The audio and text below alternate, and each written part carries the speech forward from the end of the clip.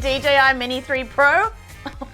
This thing is awesome. Hey, I'm Ellie Awesome, Australian tech and lifestyle reviewer, and happy to say DJI has given me early access to this drone, so I've been testing it out for the past couple of weeks to give you a review on launch day. It's not a paid review, but I gotta say, I've been having so much fun with this thing. It's so tiny. Now, importantly, something that I think people are gonna get wrong is that this drone isn't really comparable to DJI's Mini drone series. In fact, DJI made it clear to me that it's not so much of a next-gen Mini, it's more of a pro drone in a mini form factor. Personally, I think this drone is comparable to the DJI Air 2S, but a lot smaller and only weighing 249 grams. How much does an iPhone 13 Pro weigh? 204 grams? What? Like, what?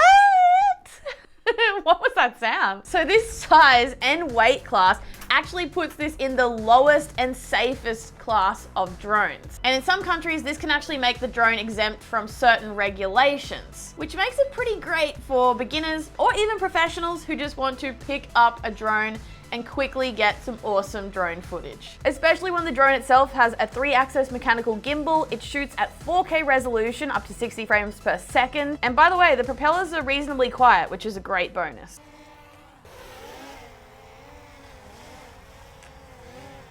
This is crazy. Sport mode, it's so zippy. But anyway, what's even more exciting about this drone is the controller that comes with it. So I got the Fly More kit with this drone. Highly recommend. It comes with extra batteries and spare props. And it fits the controller, the spare batteries, and the drone perfectly. So this controller is so exciting because it's totally new and has a 1080p HD built-in screen.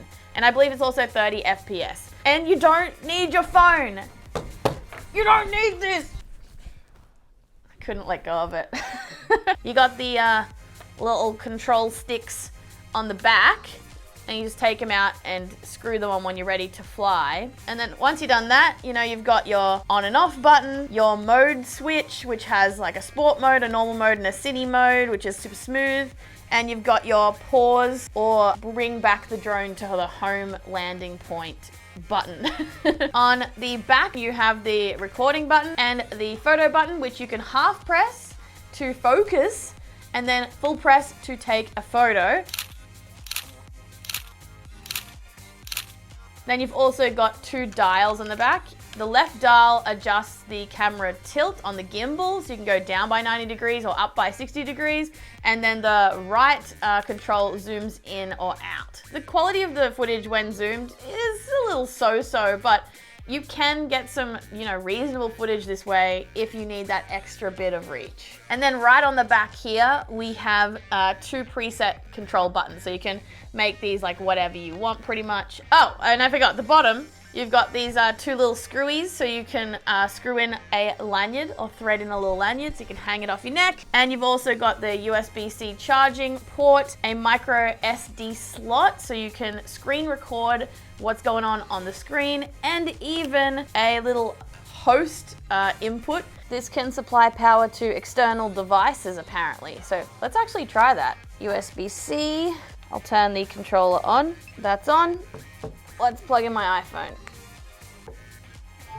Oh, it works! And it's even asking if I want this device to be able to access videos and photos. The controller screen might look a little reflective on camera for you, but I've got to say, straight out of the box, it is extremely bright, incredibly touch responsive, and it's great from all angles. Like, compared to many kind of phones and screens I've used out in the wild, in the sunlight, it's really good. Like, I thought, oh, surely it's gonna be a little, It's great. And you can even tap to focus, so it's got a bit of a touchscreen thing going on, or you can adjust the exposure by just sliding your finger up and down.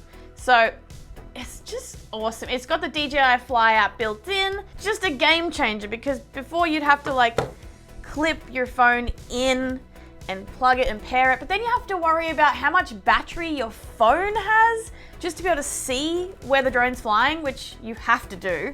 And then after the drone flight, you've used up heaps of your mobile phone's battery. This is so much of a better setup. Flying this drone with this controller is just an absolute delight, and it's exactly what you'd expect from the experience you've used previously, if you've had one where you need to pair your phone. The drone takes excellent videos and great photos. Like, I've been taking little, like, almost drone selfies with this thing by doing the little focus or tap to focus.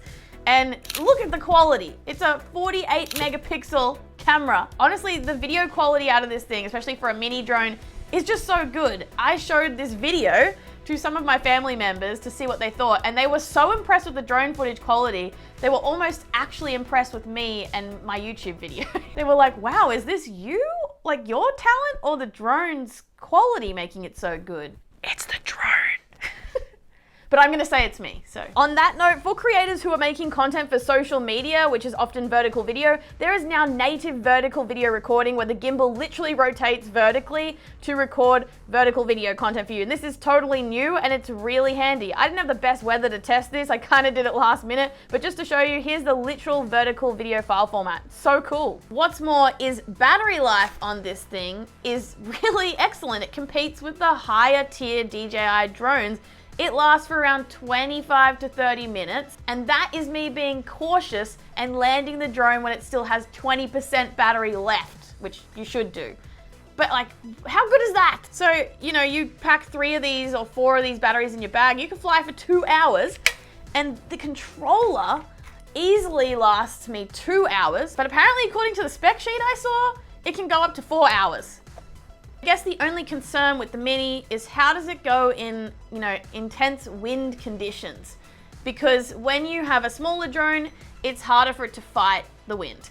But this is pretty stable. I flew it in some pretty solid wind conditions, cautiously. This is the shot I took. If you were really concerned, you would want to get a bigger drone if you need to fly in these kinds of wind conditions, but I think you'd need to be a professional drone pilot to want to have an upgrade from this. So I think it did just fine. With that being said, if you're a complete noob to drone flying, make sure to check the weather conditions before you fly. You can't just fly a drone. Like, you know, you can easily buy one these days and get out of the box and fly one, but you really need to check the flight pass if you're allowed to fly in the area, and that you're not going to be invading anyone's privacy or safety. Just a good idea to do a bit of research before you fly a drone, and maybe even practice kind of at head height in a private place.